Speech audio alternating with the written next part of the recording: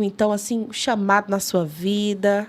Boa tarde, Vitória. Boa tarde, pessoal que nos acompanha. Feliz de estar aqui, né? Essa oportunidade de chegar em tantos lugares, né? Através do podcast, através desse trabalho tão lindo que a Junta de Missões Nacionais, Junta de Missões Nacionais, fala mundiais, não, nacionais, tem realizado e tem sido algo bem legal. E agora, uma nova liderança, pastor Fabrício também à frente, né? E saudando ele também, saúdo os nossos missionários aí, todo o pessoal envolvido com missões nacionais. Vamos lá, chamado, né? Eu tenho 20 anos que eu tenho trabalhado, né, de forma integral, realmente, com igreja, né? E eu falo organizações do terceiro setor, não só na igreja local em si, mas organizações que têm apoiado a igreja, como a LifeShape, né? A LifeShape é uma organização que está lá para desenvolver líderes, mas para apoiar a igreja. Então, toda a liderança que a gente trabalha é a partir da igreja local, né? Um cuidado que a gente tem tido é de não competir com a igreja local. A gente entende que a esperança do mundo é a igreja, né? O que Jesus deixou para o mundo foi a igreja, né? Nós somos igreja, né? Apesar de trabalharmos em organizações para-eclesiásticas, nosso chamado é como discípulos de Cristo Jesus. Mas eu venho de uma família, né? A minha mãe é uma professora, sou filho adotivo, né? E fui parar num lar, né? Onde meu pai não era um crente. E foi um tempo muito sofrimento ali na infância. Minha mãe ela deixou de participar uma época da igreja para poder casar com meu pai. E aí a gente foi abraçado por uma igreja, né? Na época eu já morava em Brasília e aquela igreja, a primeira igreja batista Taguatinga, foi a igreja que nos abraçou, a igreja que nos acolheu, né? Logo depois eu fui ser ouvido do pastor Moisés, que meio que me adotou como um pai, né? Então, eu falo assim que eu tive 3 processos, né? Eu tive o pai biológico, que não quis, eu tive o pai adotivo, que não foi um bom sacerdote, e eu tive o meu pastor, que me adotou, e realmente foi essa figura paterna, né? Que eu sempre tive. E, desde pequeno, minha mãe encontrou na igreja esse apoio, né? Essa comunidade evangélica, né? A igreja ela é resposta para as mais diversas necessidades, e entre elas também para essas famílias que a gente chama famílias disfuncionais, né? Da qual eu vim. Então, muito sofrimento, muita luta, né? Eu fui uma criança que a gente fala assim que tinha tudo para dar errado, né? Bem problemática. A primeira escola que eu fui expulso eu já tinha 7 anos de idade, né? E com muitos traumas da infância e arrumava muita confusão, brigava, e as escolas não muito preparadas para poder, acho que, e aí é difícil usar essa palavra, mas acho que é a palavra correta, né? Suportar, né? Esse tipo de situações. E aí a gente era meio que tirado ali da escola e procurado. É a reação, né? Mais comum, mais comum. Hoje eu digo o seguinte, que atrás de toda cara carrancuda, né, existe uma história de sofrimento. E a gente precisa parar para poder entender as histórias, a gente poder conversar, conhecer o que passa por trás, né, desses clamores, né? Eu acho que ele era o clamor de uma criança, né? Mas meu pastor me abraçou, né? E aí eu fui estudar, me formei depois, fui ser professor da Secretaria de Educação, né? Estava como funcionário público. E um dia Deus falou muito claro no meu coração para eu ir para o ministério pastoral, né? Fui conversar com meu pastor velha guarda, né? Falou assim, não acredito em pastor de tempo parcial, vai lá e vem ser seminarista da igreja. E assim foi, eu saí, né, do serviço público, fui ser seminarista da Igreja Batista Esperança, em Taguatinga. Meu pastor hoje está lá no Pará, pastor Valcir, né? Foi o pastor que me acompanhou, pastor que me criou, né? Que eu falo, pastor Moisés. Teve um dia que ele chegou para mim e falou assim, até aqui você andou comigo, foi muito bom, só que agora você precisa de outras referências também. Eu quero que você conheça outros pastores, você precisa conhecer uma outra igreja. Que legal. E eu lembro que na época aquilo para mim foi uma... Porque assim, eu já vinha numa sequência de abandonos, né? Uhum. Aí eu falei assim, poxa, meu pastor me abandonou, ele me chamou e falou para ir para uma outra igreja, o que será que eu fiz? Por que ele não quer mais eu perto dele, né? Mas hoje, 20 e poucos anos depois, eu consigo olhar para trás, né? Eu vejo que ele conseguiu ver coisas que eu não via. Foi um grande investimento, né? Foi um grande investimento, né? E ele falou, você precisa ir, aqui vai ter um limite, né? E tinha uma expressão que ele falava assim, eu não quero colocar teto, né? E ele falou assim, você precisa ir. Que precioso. O fato de eu ir foi que eu conheci a Mariana, porque a minha esposa, porque a gente começou a trabalhar com os acampamentos de juventude, né? Ou de uma igreja, ou de outra igreja. Nossa, pastor Valcir, visionário, viu? Demais, a gente se conheceu. Eu lembro de uma conversa que a gente teve, o pastor Valcir, em 2003. Eu estava trabalhando com a Jumob, que era a Juventude Jumob Brasília, e fazia parte do conselho da JBB, que naquela época chamava Jumoc, né, Junta de Universidade. A pastor Walter falou assim, olha, nossa igreja vai investir em você porque a gente vê liderança em você. Eu estava até agora lá em Mato Grosso do Sul, né, falando lá para os líderes, e eu lembro que a primeira viagem que eu fiz fui ser coordenador da região centro-oeste da Jumoc, e a Jumoc era sem dinheiro, né, e as igrejas meio que ajudavam a gente. E aí o pastor Valci, ele levou a igreja para pagar a minha passagem e me dar um dinheiro para me alimentar naquela primeira viagem que a gente foi fazer. E ele falou assim, você precisa conhecer o campo, você precisa conhecer as igrejas, porque a gente está investindo que você vai ser um líder na denominação. Então, assim, está falando assim de uma conversa de 22 anos atrás, né? Ano passado ele esteve lá em Brasília, hoje ele é pastor lá em Rondônia, no Pará. Aí ele me chamou e falou assim, você lembra de uma conversa que a gente teve naquela sala? E ele é bom de memória, estava fulano, ciclano. Falei, pastor, eu lembro. Aí ele falou, chegou o dia, né? Agora você está aí, né? Então, assim... Que legal. Eu acho que são líderes que conseguem ter uma visão clara do futuro, né? Então, minha história tem muito a ver com isso. Então, de pessoas que investiram na minha vida, né? Eu sou um cara, assim, extremamente grato pela vida da nossa denominação, né? A denominação batista, ela investiu na minha vida e eu não falo, não é num recurso financeiro. É de acreditar, é de suportar, é de abrir espaço, né? A minha família é uma família carente, né? Tipo, uma família pobre. Minha avó foi zeladora da primeira igreja batista de Vitória, né? Meu avô morreu muito jovem, né? Com cistossomose, foi na época do garimpo. E minha avó ficou com 8 filhos. E uma semana que ela disse que não tinha comido nada. Não tinha nada para comer em casa. E alguém bate na porta dela. Quando ela abre a porta, ela já tinha perfilado os meninos, aguardando a morte chegar, porque não tinha comida. Era o pastor Nilson Amaral Fanini, né, que era naquela ocasião pastor da primeira igreja batista de Vitória. E falou, Deus me mandou vir aqui e deu comida para minha avó, desceu com cesta básica e tudo, parou para ver a história dela e levou ela para ser a zeladora da primeira igreja, né? Isso foi em 1964. Ano passado, nos 120 anos da PIB de Vitória, eu preguei lá. E aí eu falei assim, eu estou aqui hoje porque um profeta de Deus, ouvindo a voz do Senhor, colocou azeite na botija da viúva. Há 60 anos atrás. Aquele pastor era o pastor Nilson Amaral Fanini, e ele trouxe a minha avó para ser zeladora dessa igreja. Então, hoje, 60 anos depois, quem estava pregando naquela igreja era o neto da zeladora, né? E aí eu falo assim, meu pai foi dependente químico, né? Então, ele foi interno da Cristolândia. Quando a primeira Cristolândia abriu lá em São Paulo, eu vi meu pai, depois ele internou em Brasília, né? Todo aquele processo. Então, eu falo assim, a gente tem uma denominação que ela investe, mas ela dá oportunidades, né? Você tem hoje na diretoria da convenção alguém que é neto de uma zeladora, né, filho de um dependente químico que passou pela Cristolândia. Eu conheço poucas denominações que permitem, né, os seus membros, aqueles que fazem parte, ter essa experiência e chegar em lugares assim, né? Então eu louvo a Deus muito. Temos problemas? Temos, né? Todos os lugares têm. Um lugar que tem eu e tem você vai ter problema, né? Guarde isso aí no seu coração. Se você está lá, tem imperfeição, porque nós somos imperfeitos, mas a gente tem uma denominação que permite isso, né? E eu louvo a Deus, porque nesse histórico de vida, eu tive uma denominação que me permitiu crescer, e aqui eu constituí família, conheci Mariana. Mariana foi radical da turma de missões nacionais, primeira turma radical latina. Que legal. Uma mulher extremamente abençoada por Deus, uma crente em Cristo Jesus, uma líder, uma serva, um exemplo de mulher, aquilo que a Bíblia descreve como mulher virtuosa, se encontra realmente na vida da Mariana. E Deus nos deu a oportunidade de ter 3 filhos, né? João Pedro, Felipe e Lucas, que são bênção. Hoje eu pastorei uma igreja, estou trabalhando na Life Shape, estou ligado aqui com as coisas da convenção também. Então, esse é um pouquinho da minha história.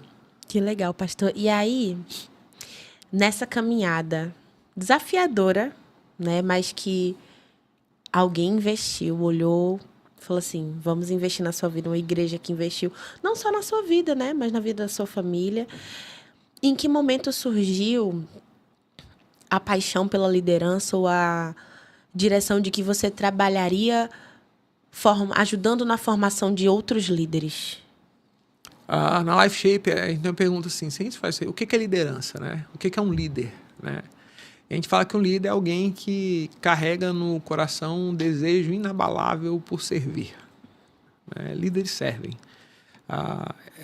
Geralmente o pessoal fala, né? Qualquer definição que você der para liderança serve, né? Existem mais de 6.000 definições, né, do que é liderança. Mas quando a gente olha para Cristo Jesus, a gente vê um Cristo que não precisava ser esse líder servidor. E ele serve. Ele poderia ser alguém que só para ser servido, né? Mas, ao mesmo tempo, a gente vê ainda na vida de Jesus que ele serve a partir da sua história de vida. Isaías 53 narra do seu sofrimento, né? Já vem dando o prenúncio de que a vida dele não seria uma vida tão fácil, né? Ele vem num contexto familiar, eu tenho falado isso por onde eu tenho andado, até muito por conta da adoção, né? Imagina Maria, muito nova ainda, eu fico pensando ali nos seus 14, 15 anos de idade, né? Perdão. Alguém vai falar seus 16 anos, chegando na primeira igreja batista de Nazaré dizendo que está grávida. Imagina a repercussão que deve ter sido aquela notícia, né? O próprio José, quando vai receber a informação, ele corre. Ele fala, não, vou assumir essa criança. A pessoa, um anjo aparecer lá, ó, José, volta, assume a criança, casa, porque o menino realmente ele é de Deus. Fico pensando agora aquele casal jovem chegando na igreja, né, e dando aquela notícia, ó, Maria está grávida, a gente não casou ainda, né, e todo aquele processo. Então já penso que foi um dilema na família. Depois a gente vai olhar no ministério na vida de Jesus que os irmãos dele tentam persuadi-lo para ter uma forma de viver diferente do que ele propunha, né, de serviço, um caminhar mais humilde, um caminhar mais manso. Ele queria o holofote dos irmãos, ser o popstar, né, ali da época. Jesus ele muda. E eu olhei para meu coração e falei, gente, eu posso pegar toda essa história de sofrimento, de adoção, das crises familiares, né? Minha casa era a casa que a polícia chegava, lá por conta de briga de pai, mãe, né? E aquela situação toda. E eu posso pegar tudo isso e ser vítima, que geralmente é o que a gente faz, né? A gente fala, o mundo fez isso com a gente vai e se vitimiza. Ou eu posso entender que eu posso usar tudo isso para que Deus possa ser glorificado através da minha vida. Como Deus vai ser glorificado através da minha vida? Quando eu posso usar o meu sofrimento e as minhas dores para curar outras pessoas. Porque Isaías 53 vai dizer que pelas pisaduras de Cristo Jesus nós somos curados. O sofrimento dele que traz cura para a gente, foi a morte dele que nos trouxe vida. Perfeito. Então eu olhei aquilo e falei, poxa, Jesus tinha os seus problemas familiares. Ele teve as suas crises, ele foi abandonado, né? A oração dele na cruz, Deus meu, porque você me desamparaste. Ele foi traído pelos seus amigos, né? Ele teve todo o seu contexto de história. Aí eu falei, poxa, isso aí me faz ser parecido com Jesus, né? E a adoção no Brasil, por mais que a gente fale muito sobre isso, e aí para mim aqui é um problema que a conta não fecha, né? Porque a gente tem uma população predominantemente cristã, né? Eu não vou falar nem só de evangélicos, mas eu falo cristã, que a palavra de Deus diz que o verdadeiro evangelho é cuidar dos órfãos e das viúvas, né? Então você tem hoje aí 40 milhões de evangélicos, uma fila de adoção com mais de 30 mil crianças, e como 40 milhões não consegue zerar uma fila dessa? Então tem alguma coisa que está errado nesse processo. Então a adoção não é algo natural para a gente. Muitas vezes eu ouvi as pessoas falarem para minha mãe assim, nossa, você pegou esse menino, né, minhas irmãs também são, você não sabe o que esses meninos vão ser lá no futuro, você não sabe quem é o pai, você não sabe quem é a mãe, né? Aí eu falo, tem que mudar a nossa teologia e a gente começar a acreditar em maldição hereditária. Eu achar que o pecado dos meus pais vai me visitar, né? A consequência dos pecados do meu pai me trouxe dores. Né? A consequência do pecado dos pais lá atrás trazem sequelas para a vida, porque o grande problema do pecado é esse. Meu pecado não afeta. Não tem nenhum pecado que você cometa que afeta só você, porque nós somos seres relacionais. Perfeito. Os nossos pecados vão afetar e geralmente afetam pessoas que nós amamos, que nós amamos, né? Pessoas que dependem de alguma maneira de nós, né? Mas aí eu fui ler genealogia. Eu digo que a genealogia ela foi colocada na Bíblia por minha causa, porque o pessoal pula na leitura bíblica, né? A genealogia. Mas aí você vai ver que Jesus, a promessa de salvação do mundo veio da raiz de Davi. Agora Jesus entra na raiz de Davi por José. Então a salvação do mundo vem por um filho adotivo. E a Bíblia vai dizer que nós somos adotados, né? Através do sacrifício de Cristo Jesus. Eu falei, gente, a família de Jesus tinha problema, a minha tem. Ele era adotivo, eu também sou adotivo. Então tem muita coisa, né? Então eu vou tocar a vida. E aí eu decidi realmente colocar minha vida à disposição do Senhor, né? Hoje a gente está vivendo uma época, e a gente tem acompanhado líderes, a Life Shape hoje trabalha com 3 públicos, né? Nós trabalhamos com universitários, trabalhamos com profissionais cristãos e trabalhamos com pastores. Independente da idade, né, do contexto, né, ali de vida que estejam, eu vejo que a maior crise que as pessoas hoje têm é propósito. É de entenderem a sua vocação. Né? A nossa vocação é o quê? Glorificar a Deus. O nosso chamado, a partir de onde nós fazemos isso. Você pode ser um médico bem-sucedido. Se você não entendeu que a sua vocação é glorificar a Deus, a medicina para você foi só um meio de ganhar dinheiro. Você não está exercendo o ministério. Você não está exercendo o seu chamado. Né?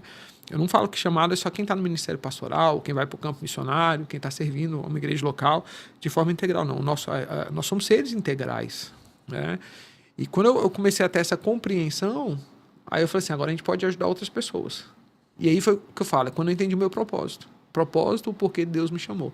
Às vezes a pessoa fala assim, você hoje não está integral na igreja. Né? E eu passei por esse dilema por quê? Aí eu vou voltar lá depois, não me perdi não. Porque eu vou indo e depois eu volto lá. Eu fui do serviço público. Aí eu dei serviço público, vim para a igreja local. Quando eu saí da igreja local para poder ir para uma organização para eclesiástica, teve um amigo meu que me ligou. Falou assim, cara, você tá maluco? Eu falei, como assim? Ele falou assim, tá trocando a noiva pela amante. Eu falei, como assim? Como você vai deixar a igreja, que é a noiva de Cristo, para poder ir trabalhar agora numa organização para eclesiástica? Você tá como um porco que voltou a chafundar na lama, um cachorro que comeu do próprio vômito. E eu me deprimi nessa época. Né? Eu falei assim, cara, o que eu tô fazendo? Eu saí de lá, tava servindo na igreja, agora estou deixando a igreja para poder... Mas aí esse é o problema, porque a gente olha a ideia da vocação, do nosso chamado, de forma errada. Porque a gente precisa estar onde as pessoas estão. Líderes cristãos precisam estar onde as pessoas estão. Ali é o nosso lugar de missão. Hoje eu me acho mais integral do que muito pastor que está de tempo integral. Eu não me sinto menos pastor em nenhum momento. Porque eu cuido de gente, eu cuido de pessoas.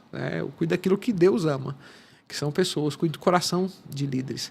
E quando eu volto lá atrás agora, quando eu vejo que o maior problema que a gente tem hoje é a falta de propósito, é que o pessoal tem colocado o foco em lugares errados. Aquele negócio assim, se eu conseguir chegar naquele lugar, eu vou ser feliz. E vão passar num concurso, vão conseguir ser um empresário de sucesso, vão conseguir vencer na profissão e tudo, e vai chegar lá, vai continuar com a sua vida vazia. Né? É igual aquela pessoa que fala assim, eu tô com a cabeça cheia, eu preciso viajar, né? Que eu vou tirar o meu sabático, eu vou descansar. Aí ele vai, bota tudo na mala dele, aí vai pro lugar. Chega lá, quando ele abre a mala, todos os problemas dele ainda estão ali. Porque a questão é o propósito. E a gente está num momento, eu falo assim, que essa geração, pelo menos a minha, né? Que você é mais nova do que eu, é aquela geração sanduíche, né? Que a gente ficou entre um mundo que foi completamente analógico para um contexto, um mundo digital. Né? Então, meus filhos já nasceram dentro da tecnologia. Agora, minha mãe não nasceu dentro da tecnologia, tem dificuldade com tecnologia até hoje, a gente vem sendo aqui nesse meio. Então, eu peguei uma época onde a gente olhava para trás e o pessoal falava assim, qual era o problema do século? Até 2000 ali, o pessoal falava assim, o problema do século é a depressão. Hoje ninguém mais fala de depressão. Hoje o problema do século é a ansiedade. Então, a depressão era o excesso de passado. As pessoas que vivenciaram seus dilemas lá no passado e não conseguiram deixar o passado no seu lugar. Carregavam ali o seu passado e aquilo ali trazia as suas dores, as suas enfermidades. A gente meio que rompeu com o passado pela preocupação com o futuro. E hoje a gente vê toda uma geração que ela está ansiosa. Depois de uma pandemia, depois de tantas coisas, né? Instabilidade de governo, econômica, tudo. O pessoal fala assim, nossa, como é que vai ser o futuro? Né? A gente faz um acampamento com crianças, onde grande parte das crianças estão tomando medicação. Coisa que a gente não ouvia lá atrás. Crianças tomando medicação emocional para as emoções. Né? A gente saiu criando um monte de sigla para poder dar laudo para as crises que as pessoas têm enfrentado hoje. Né? E o que eu vejo que é tudo isso quando a gente olha assim, de forma bem prática, quando você senta na mesa e vai conversar, é a falta de propósito. É a falta de entender o seu chamado. Perfeito. E de que está exercendo. Então, quando a Life Shape ela se propõe, e aí você vai ver, a Life Shape não tem as grandes turmas. A gente são pequenas turmas. Porque a gente quer trabalhar muito no manual.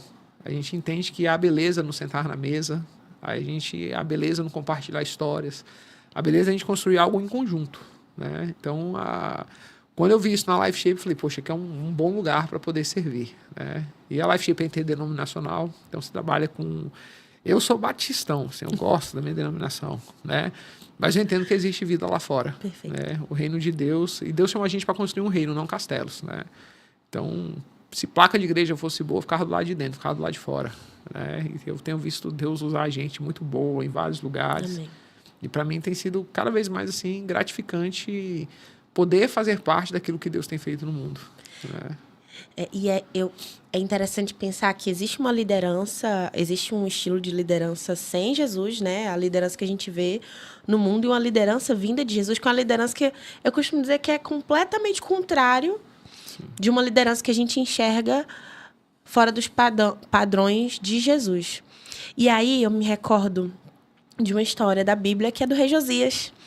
Rei Josias, lá no período dos reis de Israel, em que teve ali gerações antigas de pai e avô sendo péssimos reis para o povo de Israel, né? Sendo o livro havia sido esquecido, havia sido perdido, e aí Josias perde o pai muito novo por conta da dureza do coração e da ruindade mesmo. Ele assume muito jovem e mais na frente, ele quase adulto, encontra o livro que havia sido escrito das leis, o livro da lei. E eu lembro, e me marca muito essa história, especialmente por trabalhar na Cristolândia, a gente falar muito com as acolhidas sobre isso. Mas quando o rei Josias encontra o livro, e o livro é lido, e ele percebe que o povo de Israel estava completamente perdido, a primeira coisa que ele faz, ele falou assim, parou tudo. Nada disso tá certo. E ele causa uma grande revolução no povo de Israel. E a minha reflexão é sempre quando Jesus entra na cena.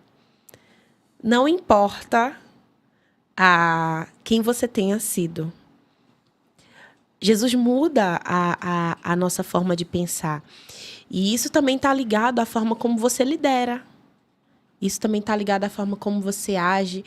E uma liderança que serve, uma liderança que está disposta a ser diferente daquilo que a gente tanto ouve, por exemplo, no mundo corporativo, fora da igreja.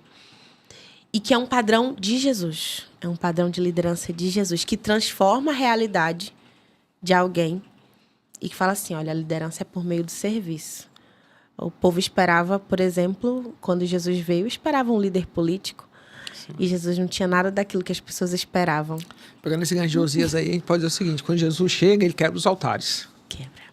Né? A gente consegue reconhecer os ídolos que a gente tem no nosso coração. Né? Alguém já falou de forma muito sábia, né? Que o nosso coração ele é uma fábrica de ídolos. Uhum.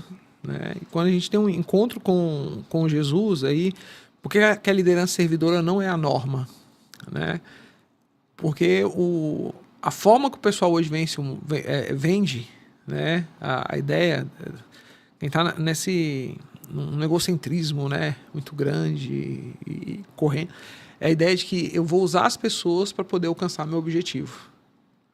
Aí eu falo hoje que no mundo onde todo mundo quer ser flecha, Jesus está chamando a gente para ser arco. Porque a gente fica assim, não, você vai mais longe, ó, você pode ter o que você, ó, toma posse, ó. E Jesus vem e muda isso, esse contexto, né? Ele fala assim, não, eu vou auxiliar você no seu crescimento. Entenda que isso aqui é um ponto que, onde eu tenho passado, tenho falado. Porque o pessoal entende errado que é liderança servidora. Porque carregar a caixa não é liderança servidora. Carregar a caixa é liderança servil. Ah, eu sou um líder muito servidor. O que você faz? Não, porque eu carrego as caixas. Cheguei lá, arrumei as cadeiras da igreja. Ah, eu lavei o banheiro. Não, isso não é um líder servidor. Isso é um líder servil. Um líder servidor é quando eu consigo olhar para o outro, eu consigo enxergar na vida dele coisas que ele ainda não viu e eu vou ajudá-lo e desenvolvê-lo na sua liderança para ele conseguir alcançar lugares maiores. Aí, quando eu volto àquela ideia do suporte, às vezes eu vou aqui me abaixar para que ele possa subir nos meus ombros. Né? Não colocar teto onde Deus colocou os céus abertos. Né? Eu olhar e falar assim, poxa, ele pode ir mais longe do que eu e eu vou desenvolvê-lo. E o problema é que isso vai nos fazendo ser desconhecidos. Quando nós temos outras pessoas que vão mais longe do que a gente. A gente não quer isso. A gente quer usar as pessoas para que o nosso nome fique na história. Se eu usar um exemplo bíblico, eu vou usar um aqui também, né? Da história de Ruth e Boaz. Né? Boaz, o resgatador. Né? Mas quem tinha o direito de casar com Ruth não era Boaz. Era um primo do marido de Ruth que havia morrido. Né? Elimeleque. Né? E quando ele vê a possibilidade de casar, ele fala, não, mas se eu casar com ela, eu vou ter que dar o nome do meu primo. Eu não vou poder colocar o meu nome nele. E o que, então, o constrange e o leva a não casar é a ideia de que o seu nome vai ser perdido. O Boaz não leva isso em consideração. E ele casa. Na genealogia de Jesus está o nome de Boaz. O nome dele continuou na história. A gente não sabe nem o nome desde que abriu mão do casamento com Ruth. Aquele que estava preocupado em ter o seu nome na história, hoje não é conhecido. Aquele que se despreocupou, se desprendeu e foi cumprir a missão e o propósito, aquele lá está com o nome na genealogia do Cristo. Quando a gente vai lá ainda em Mateus, você vai ver lá o nome dele descrito, né? Então, quando a gente fala de liderança servidora, a gente está falando isso, né? De levar as pessoas a experimentarem aquilo que Deus tem para elas, ajudá-las, né? Desenvolvê-las nesse processo. E a gente precisa de líderes assim hoje. Perfeito. E pastor, como se desprender desse estilo de liderança não servidor? Acho que a gente cresce e, por exemplo, a nossa geração divide muito o que é secular e o que é sacro, né?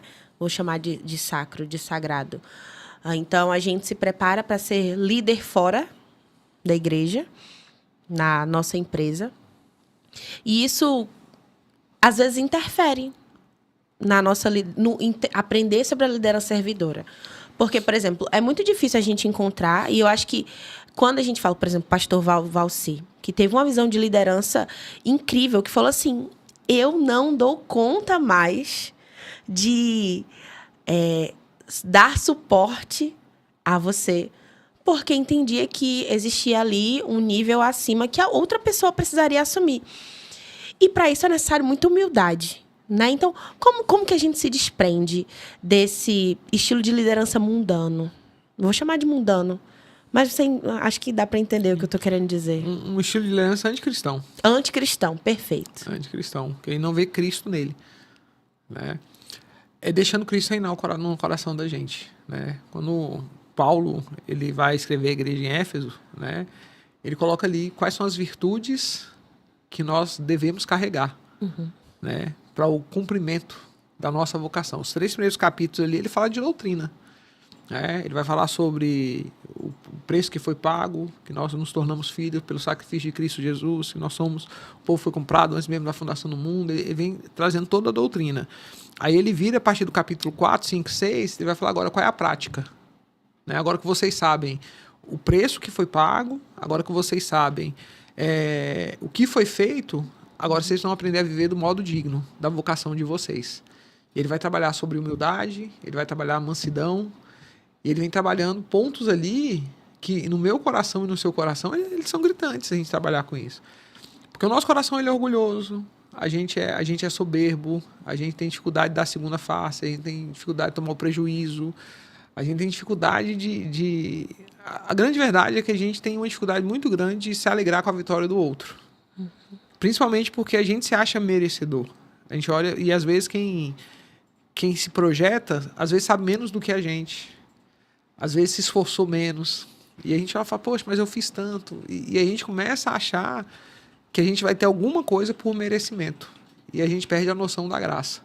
Então, quando a gente se aproxima de Deus, a gente tem essa noção da graça de Deus, de quem nós éramos, para onde Ele nos transportou, do que Ele tem realizado em nós, o que Ele tem feito em nós, aí o compromisso nosso passa a ser maior com Cristo.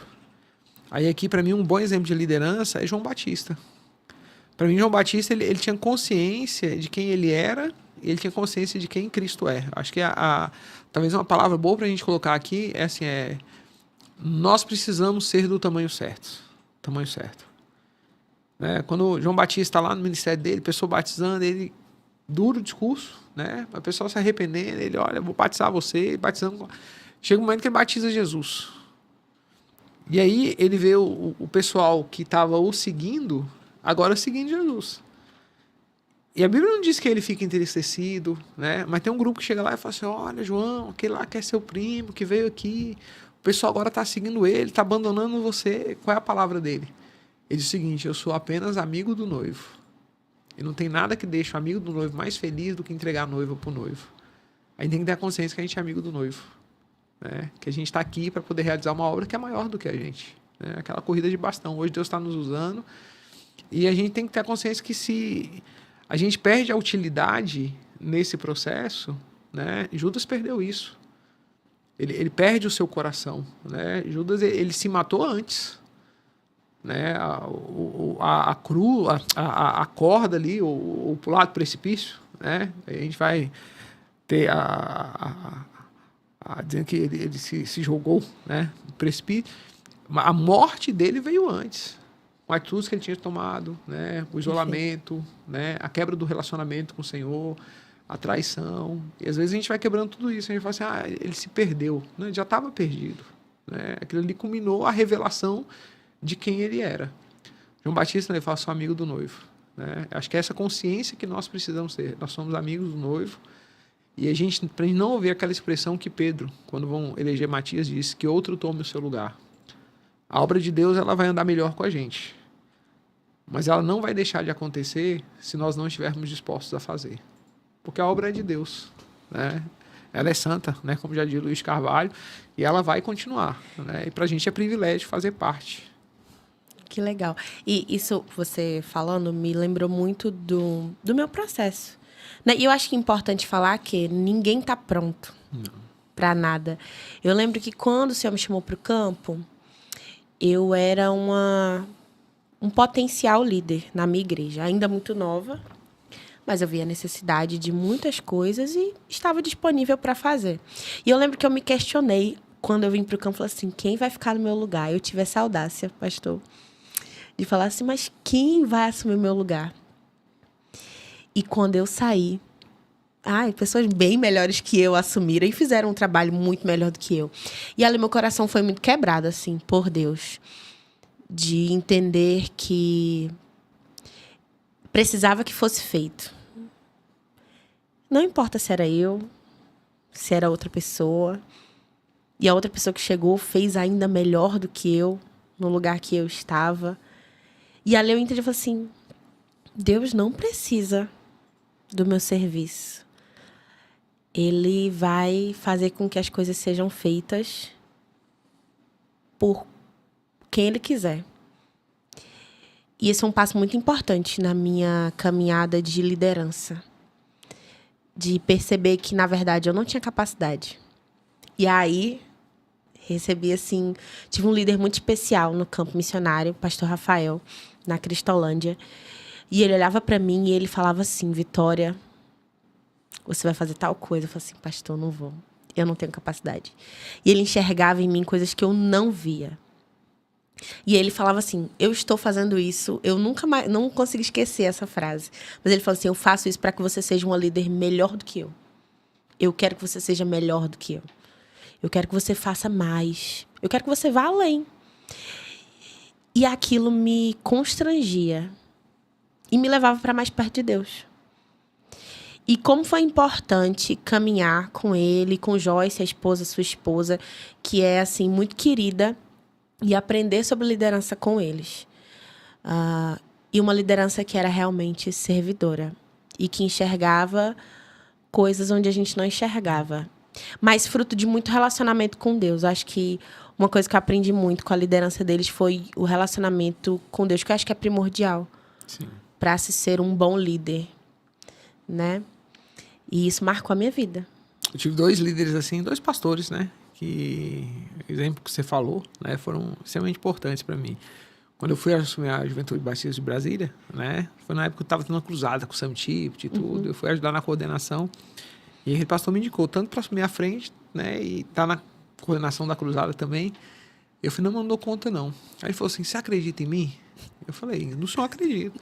Ele falou, então vá, porque eu acredito que você dá conta. Então você não precisa acreditar que você dá conta, só acredita no que eu estou falando. E foi, e deu certo e funcionou. E depois o pastor Pascoal, era uma mentoria que a gente estava fazendo, eu coloquei uma inquietação minha na tomada de decisão. Aí ele perguntou assim, você acha que você ama esse povo mais do que Jesus ama? Aí eu falei, não. Aí foi, então pode deixar que Jesus vai tomar conta deles. Né? Faça o que Deus está mandando você fazer. E essa preocupação é uma preocupação que Jesus vai ter. porque ele deu a vida por esse pessoal e ele não vai deixar desamparado. Porque a gente fica assim, eu não posso ir, eu não vou, como é que vai ser se eu sair daqui, né? Mas se Deus orientou, se a gente tem essa clareza, né? A gente vai com fé e a gente tem consciência que Deus vai levantar outros líderes, né? A história está aí. Aí nunca teve... Eu até tomo e falo assim, então crise de liderança, né? Não, acho que então a crise de gente que ouve Deus. Porque Deus sempre levantou líderes quando foi necessário. A história bíblica, a história do povo de Deus, é uma história onde Deus levantou gente. Gente que estava com o coração alinhado com dele para ser resposta no tempo de crise. Então Deus sempre vai levantar gente. O que a gente tem que ter a preocupação é, Senhor, me deixe preparado para eu ser esse líder que o Senhor pode usar. Eu tenho 3 filhos, né? Eu acordo eles de manhã, vai para a escola. Eu estou mudando isso, né? Porque minha mãe fazia isso com a gente, né? Mãe faz isso. Acorda, aí fala assim, mas não quero ir para a escola. Vai, que se você quiser ser alguém na vida, você tem que estudar e tal. E aí, meu filho perguntou, né? Por que eu tenho que estudar? Foi porque se você quer ser alguém na vida, você não quer ter uma vida boa e tal, você tem que estudar. E esse é um pensamento errado, né? A gente tem que falar assim, você precisa estudar, você precisa conhecer as várias ciências, você precisa conhecer outras línguas, você precisa aumentar a sua influência para que Deus possa te usar ainda mais, nos mais diversos lugares. Quando a gente olha Mesaque, Sadraque, Abidnego, Daniel, quando você pega um Neemias, quando você pega um José, Deus os usa pela capacidade, né? Quando você pega aqueles jovens ali na Babilônia, conhecedores de toda a ciência, se destacavam dos outros jovens. Então, não é porque você vai ter uma vida, é para que Deus possa te usar. Amém. Em lugares que você possa largar a sua fronteira para que você possa ser mais usado por Deus, porque Deus quer operar em todos os lugares. Então, se a gente tem essas capacidades, e a gente vai se preparando para poder servir. E não é a ideia, eu vou lá mudar a Babilônia. Não é mudar a Babilônia, não. É sobreviver em meio à Babilônia. Porque a preocupação nossa, vamos mudar o mundo. Gente, o mundo é caído, o mundo é mau, o mundo jaz o maligno, isso é o que a Bíblia diz, né? Então a gente tem que aprender a sobreviver no mundo. Quando a gente muda essa consciência, a gente muda muita coisa. Por exemplo, universidade. Tá vendo o pessoal aí, não vai para a universidade, não vai perder a fé. Que fé é essa que pode ser roubada por um ambiente universitário? É uma fé que não é verdadeira. Perfeito. Porque a Bíblia ela não vai ser menos Bíblia, ela não vai ser menos palavra de Deus porque está sendo questionada. Porque uma verdade não deixa de ser verdade pelo questionamento dessa verdade. E a prova é que ela tem prevalecido no decorrer dos séculos.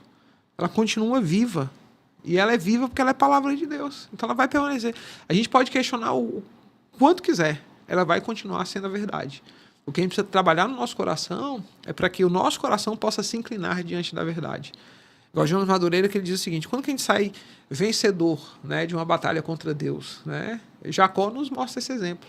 A gente sai vencedor na batalha quando nós somos vencidos pelo Senhor. Todas as vezes que nós somos vencidos pelo Senhor, nós vamos sair vencedores na batalha. Né? Então, é esse trabalho que a gente precisa fazer no nosso coração. Como é que a gente pode ser esse líder? A gente vai ser vencido pelo Senhor.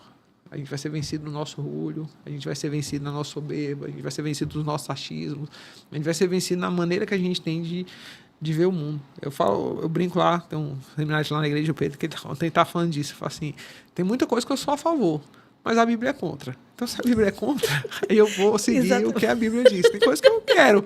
Não, a Bíblia não quer, então a gente vai e segue o que a Bíblia quer, o mais certo. É isso aí. E toca a vida.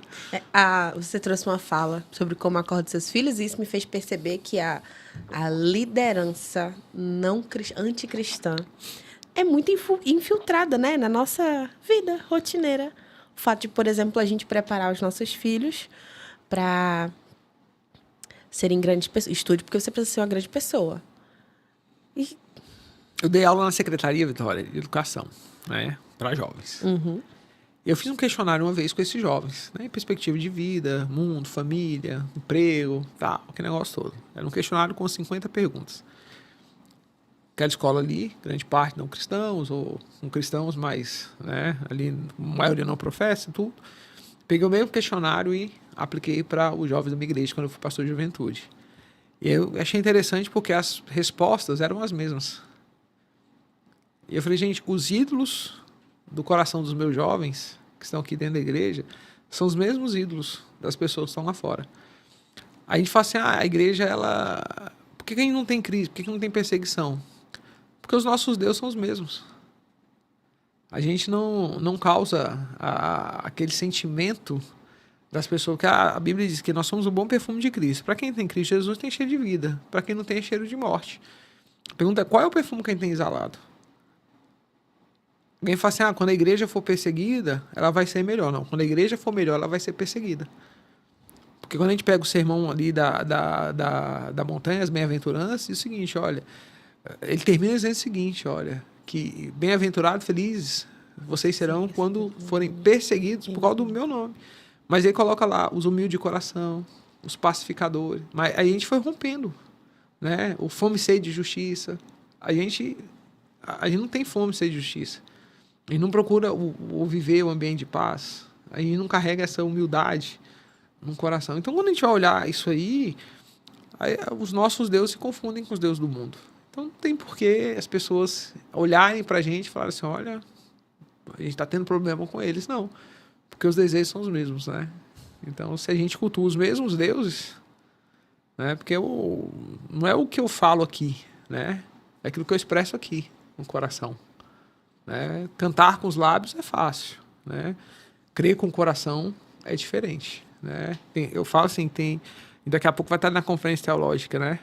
Eu quero falar isso hoje, que o problema não é eu ter essa consciência aqui, o problema é eu deixar isso chegar aqui no coração, porque do coração processa saída de vida, né? Então o problema que a gente tem hoje não é intelectualizar os nossos jovens, não é intelectualizar uma igreja, né? Doutrinar.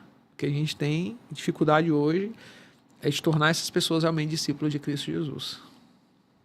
É isso. Gente, agora eu vou encerrar o podcast. Depois disso, a gente encerra o podcast.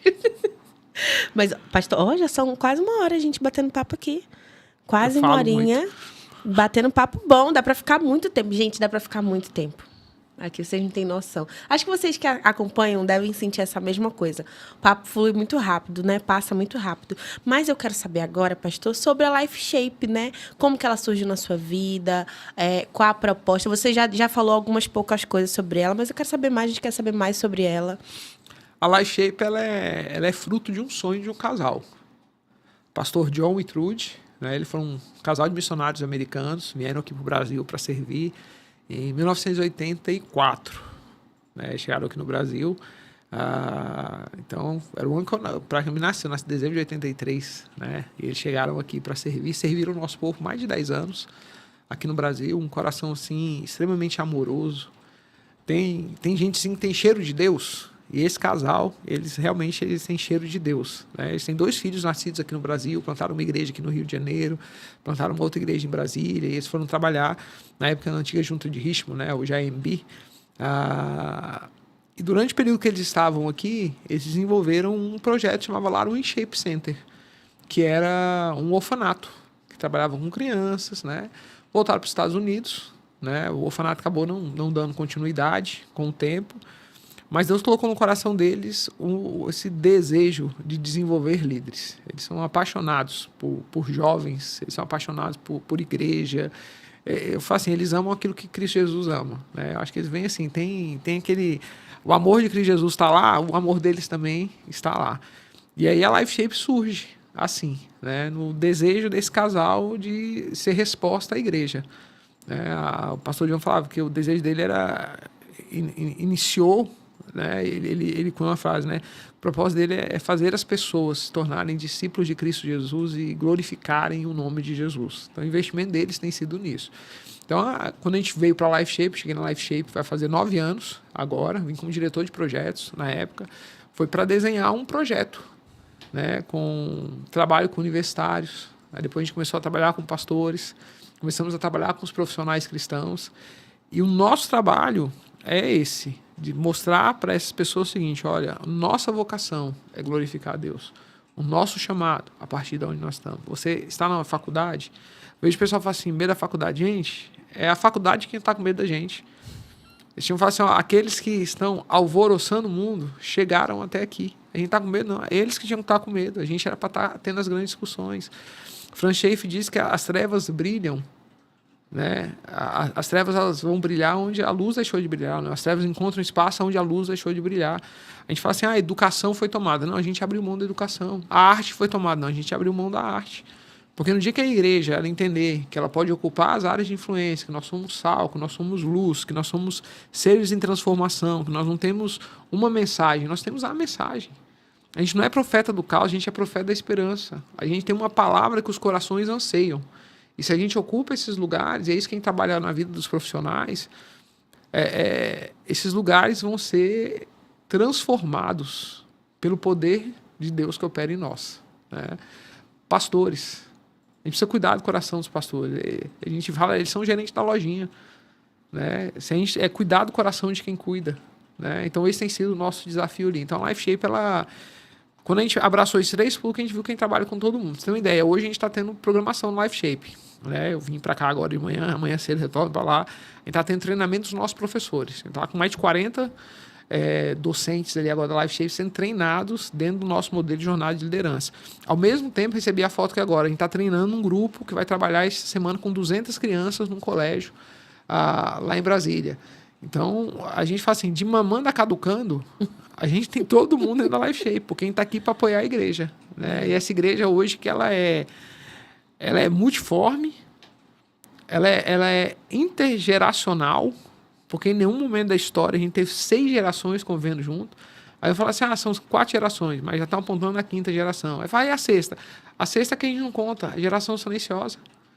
Porque a gente começou a contar os baby boomers depois da Segunda Guerra Mundial. Fui agora lá na Bahia pregar, falei com a irmãzinha lá, eu falei, a irmã vai estar na mesa comigo lá na CBB, nos 100 anos da Bahia lá, 99 anos, mas faz 100 anos agora, dia 2 de julho, lá na igreja, cantando, pastor Eber Mesquita lá em Sinai. Aí, um outro irmão, mais de 100 anos, estava lá na igreja. Aí, algumas outras irmãs com mais de 90 anos, falaram assim, gente, tem uma coisa na Bahia, é o azeite de nenê, água de coco, que dá a longevidade aqui no povo, acarajé. Aqueles vários irmãos ali servindo.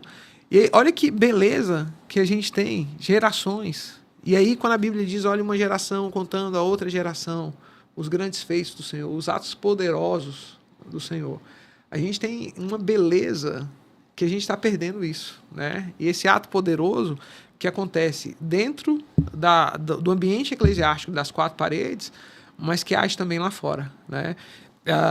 Eu acho que apesar da gente estar aqui na América do Sul, né, e não é tão considerado como latino, porque não fala espanhol, mas eu acho uma beleza na língua espanhola, né, o pessoal que fala espanhol, pelo menos latinos, que eles falam assim, nós vamos ao templo.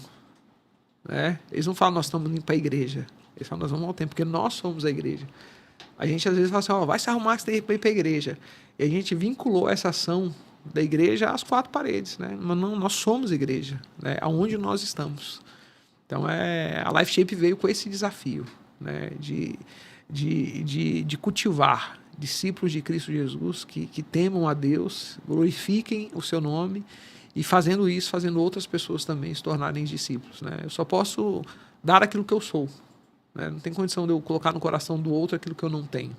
Então, antes da gente formar discípulos, nós precisamos ser discípulos. Esse é o desafio da LifeShape, essa formação de discípulos. Perfeito. Olha, pastor, que papo bom, viu? Muito abençoado. E acho que quem está aqui no chat vai poder confirmar. Muito abençoador poder ouvir, poder saber o que Deus tem feito, né, na LifeShape, abençoado igrejas, né, não só ali líderes, mas igrejas. E que Deus continue abençoando. A gente está caminhando para o final do nosso podcast. Eu sei que você tá aí, ficaria também muitas horas batendo papo. E eu ficaria facilmente aqui. Mas muito obrigada. Minha palavra de gratidão mesmo. Obrigada por contribuir, né, com a nossa denominação. E não só com a nossa denominação. Mas que Deus continue te abençoando. E aí, se você quiser agora deixar uma mensagem final para quem está nos assistindo, aproveite esse tempo. Quero agradecer, né, a oportunidade de estar aqui. Realmente me sinto privilegiado poder compartilhar aquilo que Deus tem feito, né? E não é a ideia realmente de se vangloriar, não. É mostrar que Deus pode usar pessoas, qualquer um que me usa, né? Então ele pode usar a sua vida, ele pode usar você. E Deus precisa de gente disposta, né? Deus quer usar gente disposta, né? Então se coloque à disposição do Senhor e Deus ele vai fazer. E como LifeShape, se você quiser conhecer mais, você quer forjar, né? Eu acho interessante que a Bíblia diz que Davi, ele tinha um coração puro, um coração íntegro, mas ele também tinha mãos adestradas. Então a gente precisa de pessoas que coloquem seu coração diante do Senhor, mas que também preparem-se para poder fazer aquilo que Deus quer fazer através da vida deles. A Life Shape está aqui nessa disposição. Nós temos uma tríade de ensino. A gente fala que a gente está lá para formar os discípulos de Cristo Jesus, então é forjar o caráter de Cristo, mas desenvolver essa habilidade de liderança e promover uma experiência. Então, se você quer, na sua caminhada de liderança, né, ter essas 3 ações envolvidas, né, ser mais parecido com Cristo, ter as habilidades, e aí com bons professores, um bom material, com aquilo que a gente tem de melhor hoje, que a gente fala é a gestão do projeto e a liderança de pessoas. Um problema que a gente tem hoje, às vezes, é que as pessoas querem gerenciar pessoas. Pessoas são lideradas, projetos são gerenciados.